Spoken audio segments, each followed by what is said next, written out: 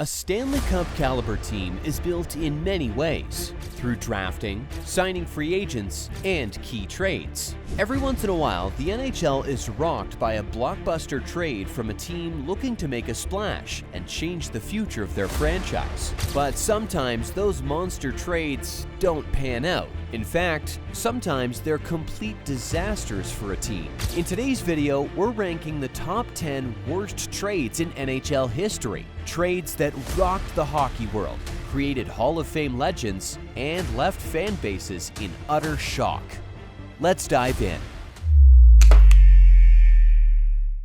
To kick off the list, we have the New York Rangers trading Rick Middleton to the Boston Bruins in 1976. The New York Rangers made a regrettable move in 1976 when they traded Rick Middleton to the Boston Bruins in exchange for veteran Ken Hodge. Middleton, a promising young forward, had already netted 46 goals in his first 2 seasons with the Rangers, but had a reputation for enjoying the New York nightlife a little too much. Once in Boston, Middleton found himself under the guidance of the no-nonsense Don Cherry, who had no patience for off-ice distractions. Cherry's discipline pushed Middleton to focus on his game, and he flourished into an elite scorer, racking up 402 goals in 881 games for the Bruins. On the other hand, Hodge's time with the Rangers was short-lived. He managed just 23 goals in 96 games before retiring, making this trade one of New York's biggest blunders. Number 9 comes with some drama.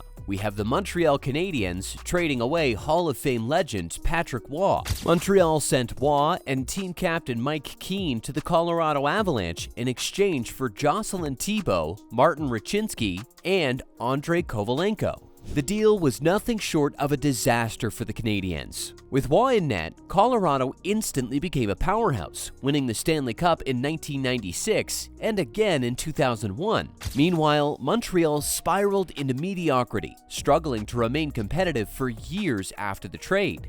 Staying in Canada, at number 8 is the Vancouver Canucks trading Cam Neely and a first-round draft pick to the Boston Bruins. Neely had put up 51 goals in his first 3 seasons with Vancouver, but carried a -56 rating and racked up over 300 penalty minutes. For reasons still debated, the Canucks sent him, along with a first-round pick, which became defenseman Glenn Wesley, to the Bruins in exchange for center Barry Peterson. Neely thrived in Boston, spending 10 seasons with the Bruins and cementing himself as one of the most dominant power forwards in NHL history. He tallied 344 goals and 246 assists in just 525 games, mixing elite scoring with a bruising physical presence. He reached the 50-goal mark 3 times and was inducted into the Hall of Fame in 2005.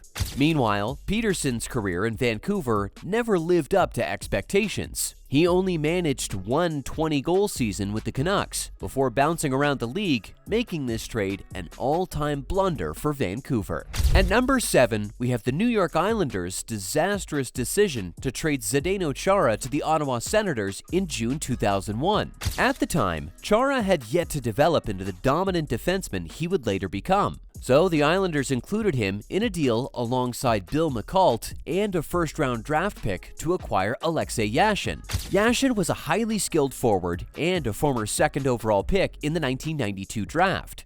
He had been a near point-per-game player in Ottawa, tallying 491 points in 504 games. However, the trade would prove to be a nightmare for the Islanders. Chara blossomed into one of the most fearsome and well-rounded defensemen in NHL history, playing heavy minutes and developing his offensive game with the Senators.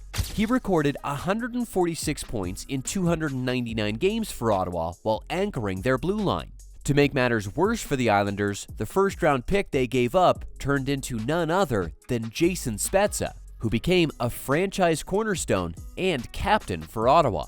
Meanwhile, Yashin's time in New York was underwhelming. He played just 5 seasons with the Islanders before the team bought out his massive contract. In 346 games with the club, he managed 290 points, but his play steadily declined. Adding insult to injury, the Islanders paid Yashin $2.2 million in buyout money every season from 2007-08 to 2014-15, making this trade one of the worst in franchise history. At number 6, we have yet another Canadian team parting ways with a future Hall of Famer when the Winnipeg Jets' infamous trade that sent Teemu Selanne to the Anaheim Mighty Ducks. One of the purest goal scorers the NHL has ever seen, Selanne was dealt to Anaheim on February 6, 1996, along with Mark Schwinard and a fourth-round pick. In return, Winnipeg received first-round draft picks Chad Kilger and Oleg Tverdovsky, as well as a third-round pick in the 1996 NHL entry draft. This trade completely altered both Selanne's career and the trajectory of the Ducks franchise. It was a lopsided deal, with Anaheim coming away as clear winners. Selanne became the face of the Ducks for years to come, arguably the greatest player in team history. Even today, he remains an iconic figure in Anaheim. At number 5, we have the Detroit Red Wings' regrettable decision to trade Marcel Dionne to the Los Angeles Kings. Dionne began his stellar career in Detroit, where he amassed 139 goals and 227 assists for 366 points in just 309 games.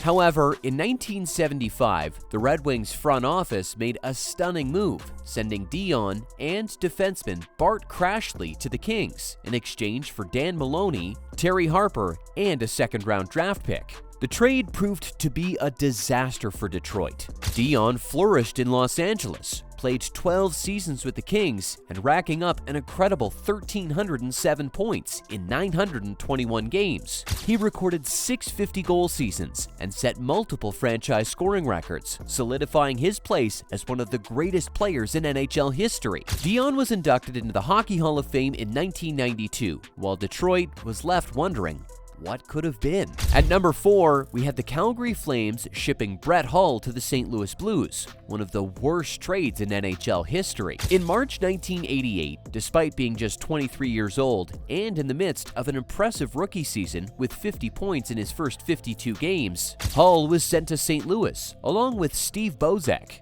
In return, the Flames received defenseman Rob Ramage and goaltender Rick Wamsley. Of the two players Calgary acquired, Ramage was the more talented, a capable defenseman with some offensive upside. He lasted just one full season in Calgary before being dealt to the Toronto Maple Leafs. Wamsley, a backup goalie, spent parts of 4 seasons with the Flames before also being traded to Toronto in another major deal.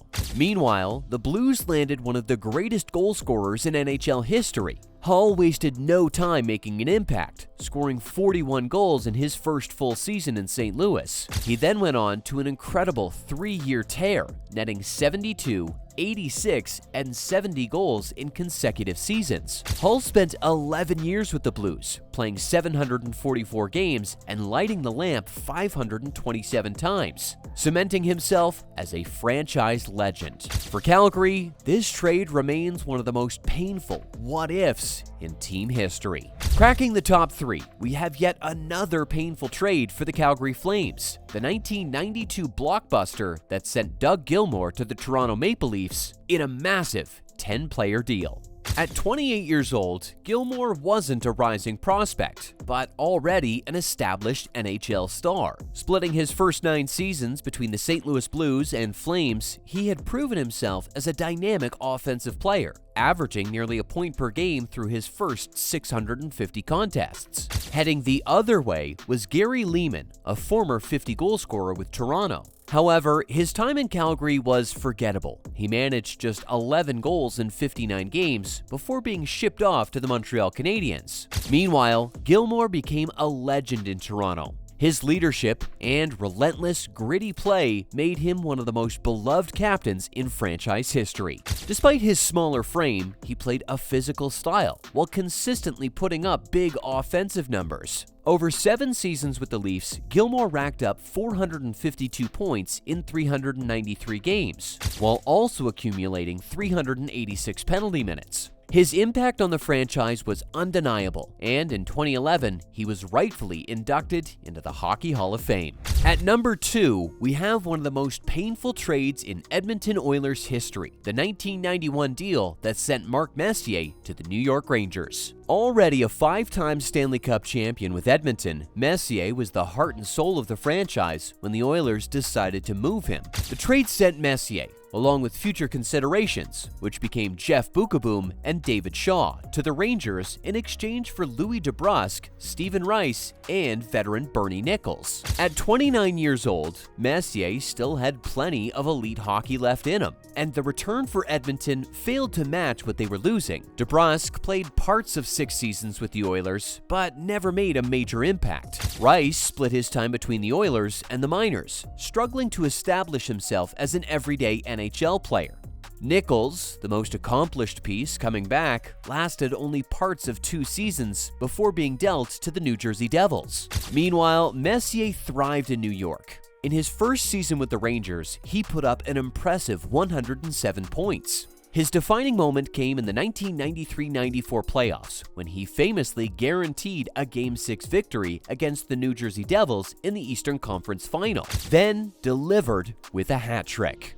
He led the Rangers to their first Stanley Cup in 54 years, cementing his status as a franchise legend. During his first stint with the Rangers, Messier played 422 games and racked up 515 points, winning both the Hart Memorial Trophy and the Ted Lindsay Award. In 2007, he was inducted into the Hockey Hall of Fame, forever remembered as one of the game's greatest leaders. And at number 1, of course, it is the Oilers trading away the GOAT, Wayne Gretzky, to the Los Angeles Kings. On August 9, 1988, the Oilers shocked the hockey world by dealing the greatest player of all time in what remains the most controversial trade in NHL history. At just 26 years old, Gretzky was still in his prime, but due to rumored financial troubles faced by Oilers owner Peter Pocklington, the team was forced to part ways with their franchise icon.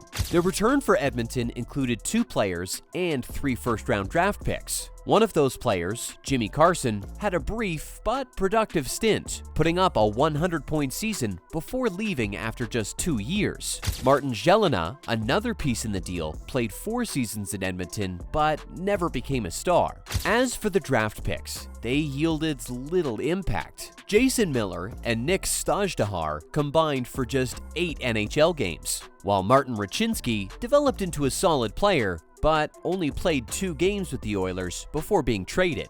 Meanwhile, Gretzky continued his dominance in Los Angeles. Over 539 games with the Kings, he racked up an astonishing 918 points, leading them to their first ever Stanley Cup final in 1993. While he didn't bring a championship to LA, he forever changed the NHL, boosting the sport's popularity in non-traditional markets. Decades later, the Gretzky trade remains a defining moment in hockey history, one that Oilers fans will never forget. And there you have it, our top 10 list of the worst trades in NHL history. So, do you agree with this list? Let us know in the comments what you think is the worst trade of all time. And as always, don't forget to like, subscribe, and turn on the notification bell for more videos.